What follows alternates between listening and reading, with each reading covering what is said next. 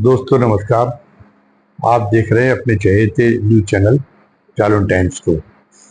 बात शुरू करने के पहले हमेशा की तरह आपसे वही एक विनती करनी है, निवेदन करना है, गुजारिश करनी है, अपील करनी है कि आप हमारे चैनल को ज़्यादा से ज़्यादा संख्या में सब्सक्राइब और लाइक करें और इसमें जो बेल आइकॉन है, घंटी की आकृति का जो बटन है, उसको दबा दें ताकि जब भी हम कोई नया वीडियो डालें उसका नोटिफिकेशन आप तक पहुंच जाया करें, आप तत्काल उसके बारे में अवगत हो जाया करें।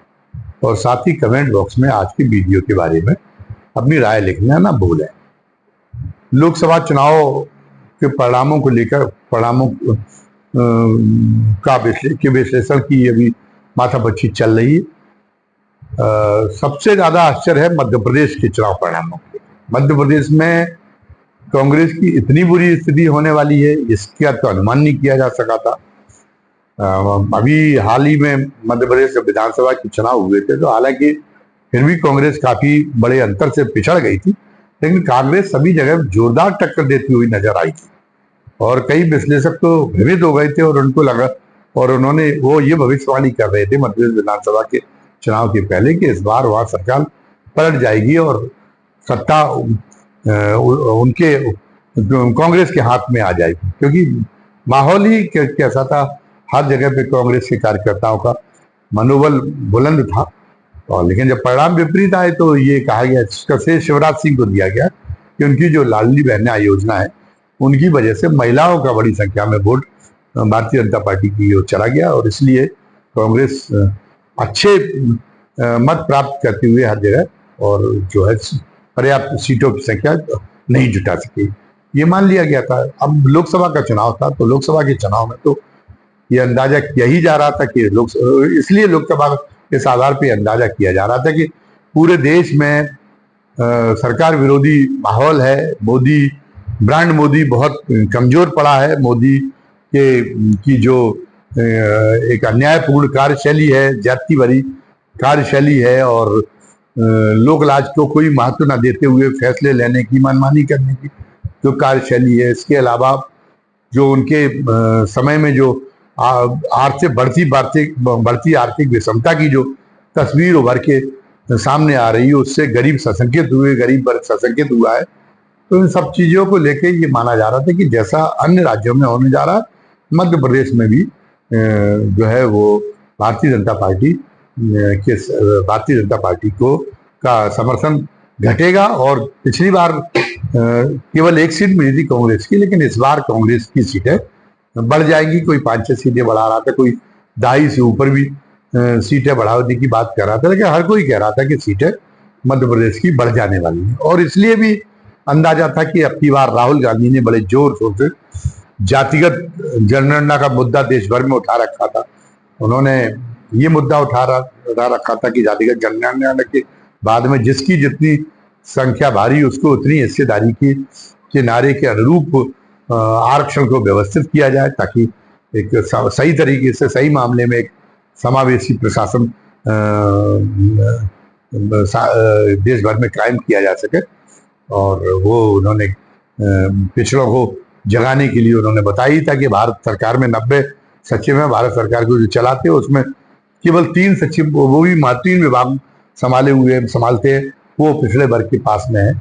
तो इनका इससे जो है थोड़ी सी पिछड़े वर्ग में कई राज्यों में बौखलाहट पैदा हुई, खासतौर से उत्तर प्रदेश में तो जबरदस्त बौखलाहट पैदा हुई थी, जहां पर सत्ता का स्वाद चख चुके पिछड़े जो पिछड़ा वर्ग जो है सत्ता का स्वाद चख चुका है और वो जो है वर्चस्व की उसके अंदर एक भूख पर्याप्त मात्रा में जाग चुकी है। अनुसूचित जातियों की में भी है उत्तर प्रदेश में स्थिति, लेकिन पिछले वर्ग में वो दोनों को ये राहुल गांधी के नारे प्रभावित करने वाले थे। अब मध्य प्रदेश की जरा जो सामाजिक संरचना है उस पर भी अगर गौर कर लें तो मध्य प्रदेश में पिछड़े वर्ग की आबादी जो है वो अभी हमने देखा कि वो पिछड़े वर्ग की जो मध्य प्रदेश में आबादी होती है वो 50% से ऊपर है, 50.25 ये मध्य प्रदेश में तो पिछड़े वर्ग की अच्छी खासी आबादी है। और उसके बाद में फिर अनुसूचित जाति की आबादी भी जो है वो भी 21.10 के करीब बैठती है। तो यहाँ 50% से ज्यादा जिस राज्य में आबादी हो, उसमें कितने ही कम संख्या में लोग जगह हो, लेकिन अगर वो एक नया ये पिछड़े वर्ग का वोट बैंक अगर जुड़ता है कांग्रेस के साथ में किसी भी कुछ प्रतिशत बढ़ा के, तो वो सारा का सारा बोनस वोट होगा। तो पिछली बार कांग्रेस ने विधानसभा में चुनाव में इतनी अच्छी टक्कर दी, तो फिर लोकसभा चुनाव में जब वो वोट भी अतिरिक्त जब वोट पिछड़ों का भी जुड़ जाएगा कई जगह पे, तो फिर ये हुआ कि कांग्रेस को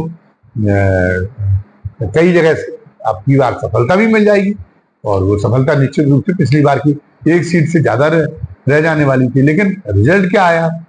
रिजल्ट ये आया कि पिछली बार तो एक सीट मिल भी गई थी, इस बार तो एक सीट के लिए भी कांग्रेस तरस गई, और एक सीट के लिए तरस ही नहीं गई।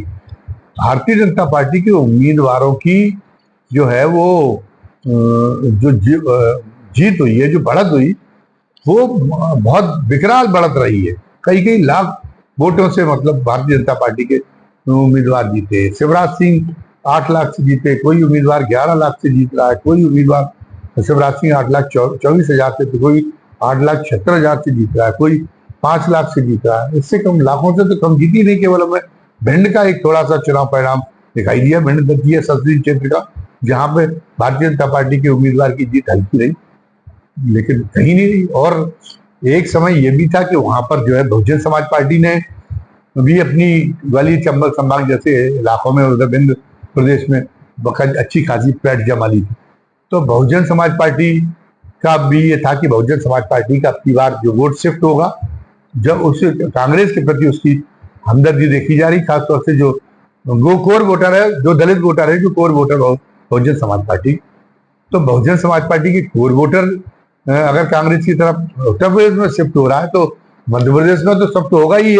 ये भी एक अनुमान लगाया जा सकता था, लेकिन वैसा कुछ भी नहीं दिखाई दिया। और कांग्रेस की हालत तो और विधानसभा चुनाव से बहुत ज्यादा पतली चली गई। तो ये जो कोर वोटर है, ये बहुजन समाज पार्टी के कहाँ चला गया? ये बहुजन समाज पार्टी के कोर वोटर को जो संविधान की कृतियां दिखा दिखा के हर चुनाव सभा में, और जो है वो उनको एहसास करा रहे थे दलितों को कि उनकी अस्मिता की बहुत बड़ा खिलाफ काम करने जा रही भारतीय जनता पार्टी, जो बाबा साहब के बनाए हुए संविधान को, जो एक पवित्र पुस्तक का, एक कुरान और गीता की तरह की पुस्तक का दर्जा देते दिखाई दे रहे थे कई राज्यों में अनुसूचित जाति के लोग। तो लगा था कि मध्य प्रदेश में भी वो भावना दलितों के अंदर पनपी होगी, और इस नाते अगर वहां बहुजन समाज पार्टी को वोट नहीं देंगे तो कांग्रेस की ताकत और बढ़ जाएगी, वो वोट भी जाने वाला है। लेकिन बहुजन समाज पार्टी को तो वोट मिला ही नहीं। बहुजन समाज पार्टी का तो सत्यानाश और सर्वनाश हो ही गया। लेकिन उसके सर्वनाश होने से कांग्रेस को फायदा होने की बजाय वो वोट भी उसमें जाके शिफ्ट हो गया। तो ये एक क्यों हुआ? थोड़ा जो उसने एक्सेस माई इंडिया ने सर्वे किया था, उससे एक तस्वीर सामने आई थी। वो तस्वीर सामने आई थी कि राहुल गांधी जो अभियान ये चला रहे जातिगत जनगणना का, और जिसकी जितनी संख्या भारी उसको उतनी हिस्सेदारी का, इसकी वजह से जो इंडिया गठबंधन का जो वोट है वो पिछड़ों में, वो पिछली बार की तुलना में, क्योंकि जिसकी जितनी संख्या भारी उसको उतनी भागीदारी, अगर ये फार्मूला लागू हो तो सबसे ज्यादा लाभान्वित पिछड़े वर्ग के लोग होंगे। तो पिछड़े वर्ग के लोगों ने समझा अपने लिए, अपने लाभ की, अपना लाभ इसमें देखा, अपने लिए महत्व का नारा समझा अन्य राज्यों में और खासतौर से उत्तर प्रदेश में। तो इस नाते के पूरे समूचे अनुपात में तो 19% पिछड़े वर्ग का वोट बढ़ा इंडिया गठबंधन। लेकिन भारतीय जनता पार्टी का भी 2% वोट बढ़ गया। भारतीय जनता पार्टी का वोट तो घटना चाहिए जब वो पिछले वर्ग का वोट दरकार लिया था इंडिया गठबंधन। तो भारतीय जनता पार्टी का वोट। दूसरी बात यह है कि जो दोनों गठबंधन के बीच में फासला है, वो फासला भी जो है वो जो उसमें मैक्सिस बाई इंडिया के उसमें जो दिखाया गया था, तो वो ये दिखाया गया था कि उसका फासला भी जो है करीब करीब 18% का फासला, 18% फिर भी ज्यादा मिल रहा है। तो उत्तर प्रदेश में तो 18% ज्यादा मिला नहीं। उत्तर प्रदेश में तो बाबा जी की करतूतों को कहिए, क्योंकि बाबा जी तो कुछ ज्यादा ही वर्ण व्यवस्थावादी है। हालांकि वो एक समाज सुधारक मठ के महंत हैं बाबा जी, मतलब मुख्यमंत्री योगी आदित्यनाथ के, लेकिन वो वर्ण व्यवस्था के, वो व्यक्तिगत रूप से वर्ण व्यवस्था के बहुत बड़े हिमायती उस मठ के महंत होते हुए उस मठ की आइडियोलॉजी का उनके ऊपर असर नहीं दिखाई देता। टेक्निकली तो वो मान तो हो गए, उसके सर्वे सर्वा वो है, तो उसका भी असर और सारी चीजों का असर। तो उत्तर प्रदेश में तो वास्तव में जो है इंडिया गठबंधन में और फिर अखिलेश के इसका साथ, समाजवादी पार्टी का साथ होने की वजह वो यहाँ पे जो है इसमें भारतीय जनता पार्टी कुछ अनुपात ज्यादा ही बढ़ गया और वो भारतीय जनता पार्टी से आगे निकल गया, जो पिछड़ों का समर्थन था इंडिया गठबंधन।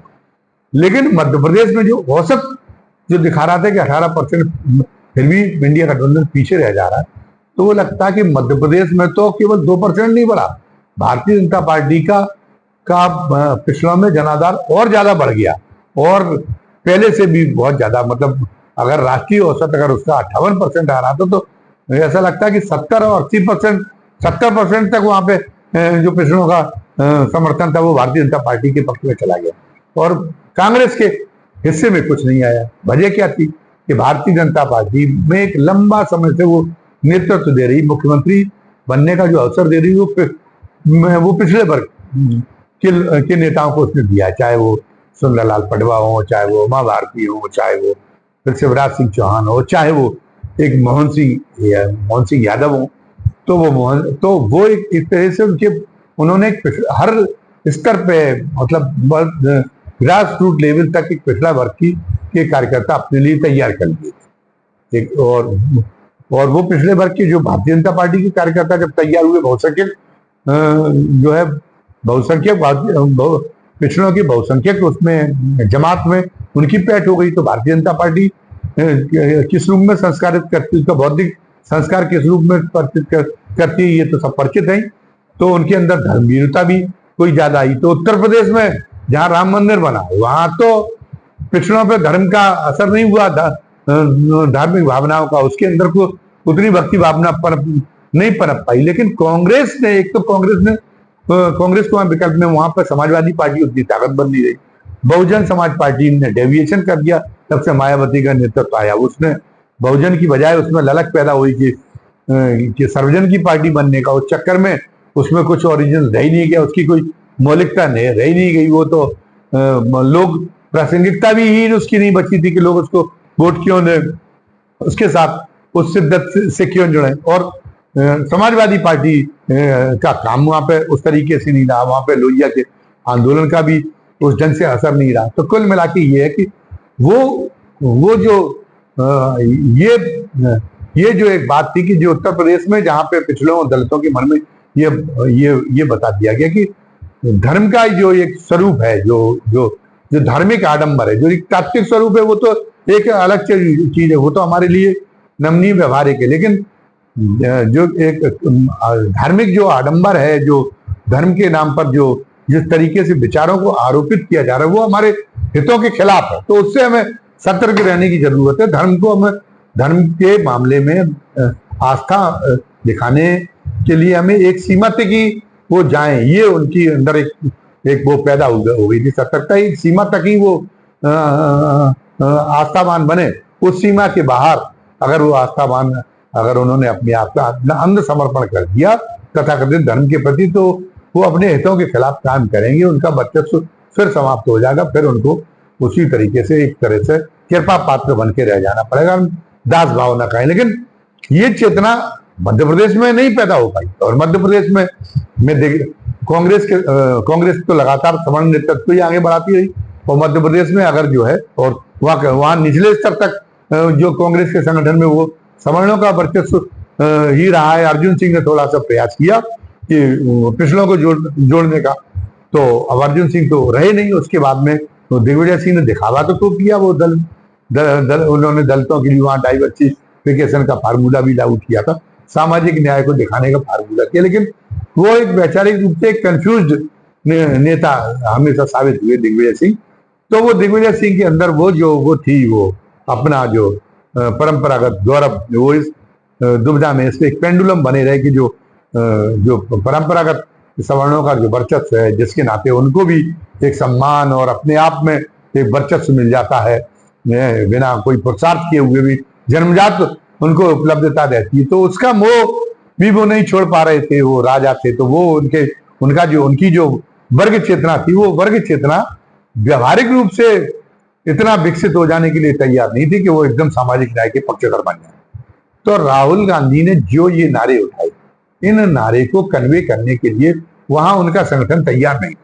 अब संगठन उन्होंने भले ही जीतू पटवारी और उमंग सिंघार को बागडोर सौंप रखी हो मध्य प्रदेश की, तो अभी तो वो इतनी इस रूप में नेता के रूप में बन नहीं सके कि उनकी कोई व्यक्तिगत फॉलोइंग पूरी मध्य प्रदेश भर में हो और उसका एक असर हो सके। संगठन बनाने का भी उनको उस लायक मौका नहीं मिला और वो भी अभी दबाव में काम कर रहे, वो भी जो जमे जमाए कांग्रेसी जहाँ पे पुश्तैनी तौर पे उनकी भावनाओं के खिलाफ बोगे कैसे राहुल गांधी की विचारधारा के अनुरूप संगठन तैयार करने का साहस कैसे दिखा पाए। और अभी राहुल गांधी की तरफ से भी उनको ऐसा बरदस्त का आवाज नहीं हो पाया।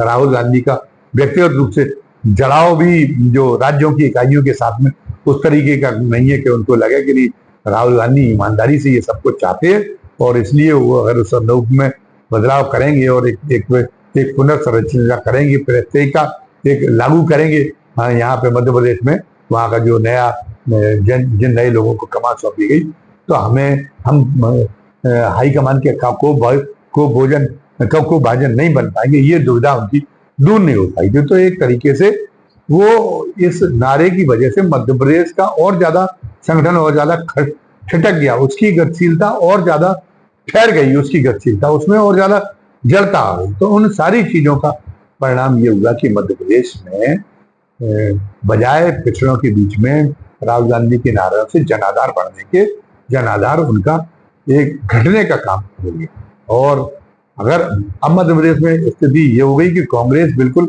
सर्वनाश की ओर पहुंच गई, जबकि उसके बाद वो ये लग रहा कि अगली बार उसका वजूद ही नहीं बचेगा।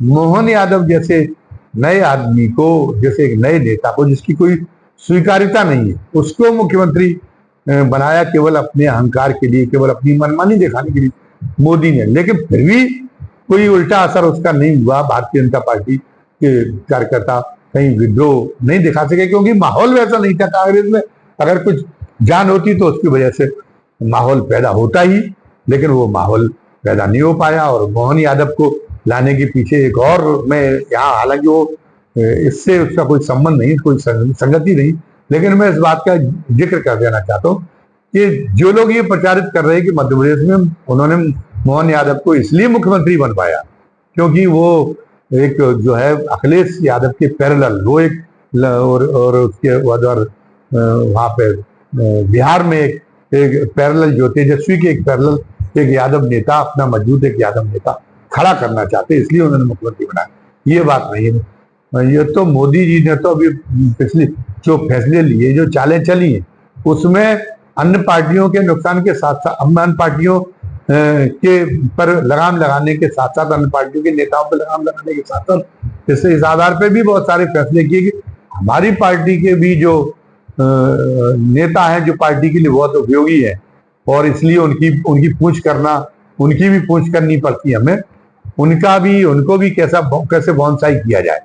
तो एक भारतीय जनता पार्टी में एक थिंक टैंक नेता के रूप में इस बीच में कुछ दशकों से उभरे थे भूपेंद्र यादव के एक थिंक टैंक के रूप में उभरे थे। तो इसलिए उनका कभी भी अगर ये आरएसएस महसूस करती, भारतीय जनता पार्टी का एक सामूहिक नेतृत्व अगर ये महसूस करता कि हमें भी एक यादव चेहरा भी एक उभारना चाहिए, तो उसमें भूपेंद्र यादव का नंबर आ जाता। और भूपेंद्र यादव तो वो मानते हमारी पीढ़ी के तो है नहीं, वो तो भूपेंद्र यादव का तो आविर्भाव अटल जी के जमाने में भी हो गया था। तो भूपेंद्र यादव को ठिकाने लगाने के लिए, भूपेंद्र यादव को बोनसाई करने के लिए उन्होंने मोहन यादव नाम का एक पुतला मध्य प्रदेश में खड़ा कर दिया।